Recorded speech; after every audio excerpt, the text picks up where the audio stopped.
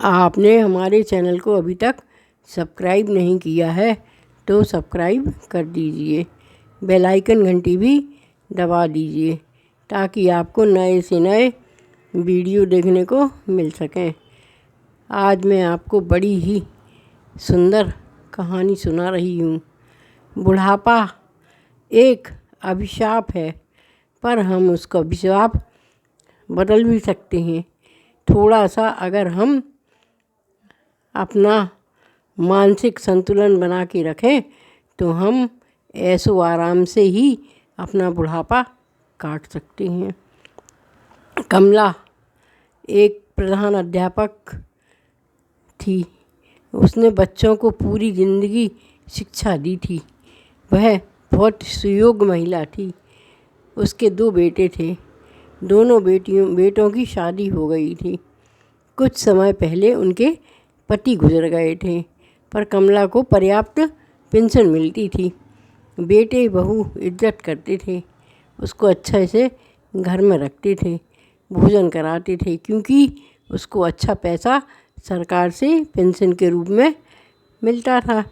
तो दोनों बहुएं माँ माँ करके उसकी सेवा करती रहती थीं। वह भी खुश रहती थी। उसको क्या करना, खाना मिल गया, बाकी जो पैसा है वो तुम लोग जानो। दोनों बहुएं पैसे को आधा आधा बांट लेती और माँ को बस सिर्फ भोजन ही कराती रहती। माँ को भी कोई नहीं चाहिए था। अब बुढ़ापा था, वृद्धावस्था थी, चल फिर पाती नहीं थी, तो क्या करती उस पैसे का। वो भी खुश रहती थी कि चलो बहुएं हैं, प्रेम से खिला रही हैं। लेकिन कुछ गड़बड़ी हो जाने से कुछ दिनों के लिए उसकी पेंशन बंद हो गई। पेंशन आना बंद हो गया, पैसा आना बंद हो गया। बहुओं ने सोचा चलो इस महीने नहीं तो अगले महीने, अगले महीने नहीं तो अगले महीने। इस तरह से 6 महीने उन्होंने सास को तो भोजन कराया, पर पैसे हाथ में नहीं आए। तो बहुएं लड़के बहुत दुखी रहने लगे। वो पता नहीं कितनी उम्र है, कब मरेंगी, कब हमारा पिंड छूटेगा, इनका भोजन तो बहुत अखर रहा है, इनको हमको पाव भर दूध भी पिलाना पड़ता है, ये शुरू से पाव भर दूध रात में पीती हैं, अब हम लोग इनका कहाँ से भरण पोषण करें। दोनों बेटे बहुत चिंतित रहने लगे। धीरे धीरे माँ का दूध बंद हो गया। माँ ने कहा भी तो बहुओं ने कहा हाँ, कहाँ से पैसा लाएंगे, हम कहाँ से तुमको दूध पिलाएंगे, हमारे छोटे छोटे बच्चे हैं, हमें उनको भी तो खिलाना पिलाना है। माँ दुखी रहने लगी। कुछ दिनों बाद रूखी रोटी मिलने लगी, घी बंद हो गया। और दिन गुजरे तो फिर उसमें रोटी और नमक देकर बहुएं चली जाती, पटक के थाली चली जाती।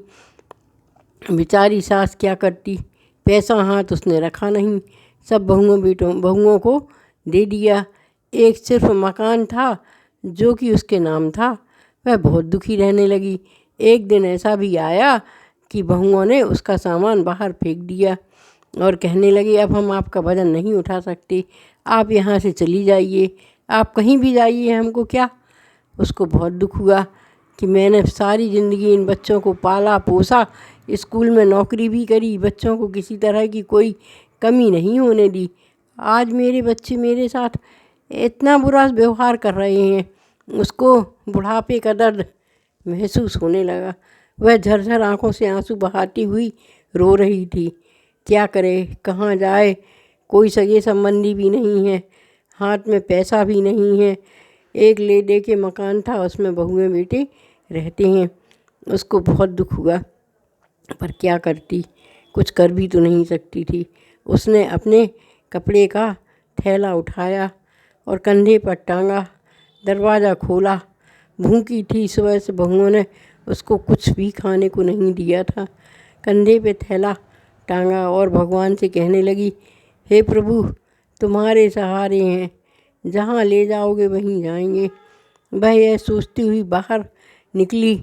उसने गेट खोला, तभी डाकिया आया और डाकिया ने एक चिट्ठी दी।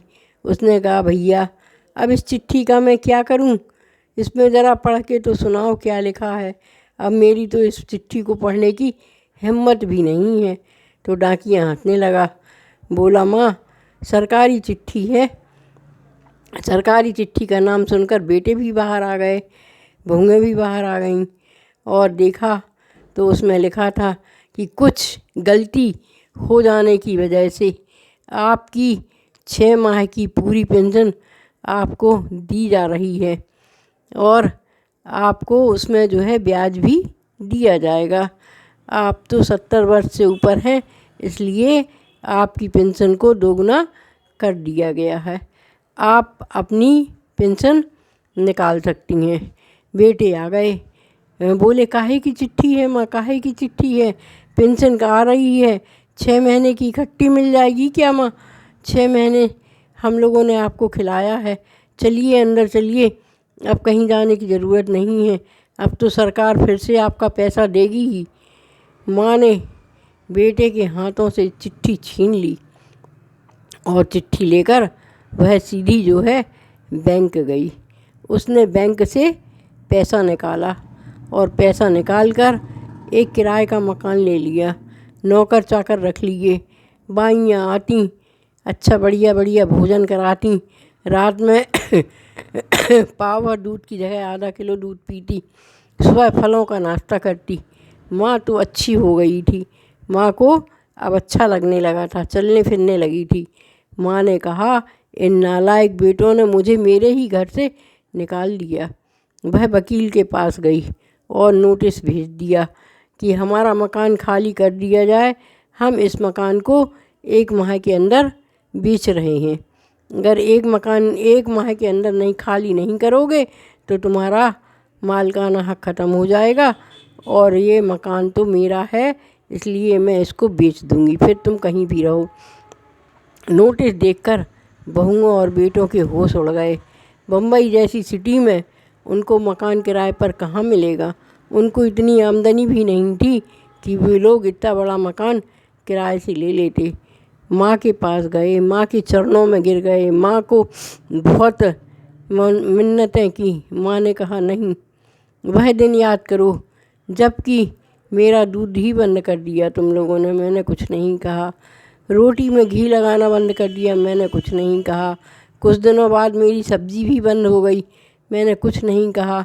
रूखी रोटी नमक के संग बहुएं पटक जाती थी, मैं खा लेती थी पानी के संग और पड़ी थी कि मेरा घर है, मेरे बेटे हैं, किसी तरह उनकी लाज बच जाए। पता नहीं मेरी कितनी उम्र है और अब तो पता नहीं मेरी कितनी उम्र है। इस उम्र में मैं क्या करूँगी? मुझे फिर से अगर कुछ हुआ तो तुम लोग तो कुछ भी नहीं करोगे, पैसा सारा ले लोगे। मैं घर बेचूंगी और घर बेच के अपने पैसे से अच्छा सा एक अनाथालय बनवाऊंगी जिसमें मुझ जैसे महिलाएं रह पाएंगी। मैं बुढ़ापे को अभिशाप नहीं समझती, मैं अभिशाप को फिर अच्छे कर्मों के द्वारा अभिशाप को भी ख़त्म कर दूंगी। बुढ़ापा कोई अभिशाप नहीं है। मैं तो तुम लोगों के मुंह में फंस गई थी। और उसने 1 माह बाद अपना मकान बेच दिया और बम्बई में सस्ती जगह लेकर एक अनाथ आश्रम बनवा दिया।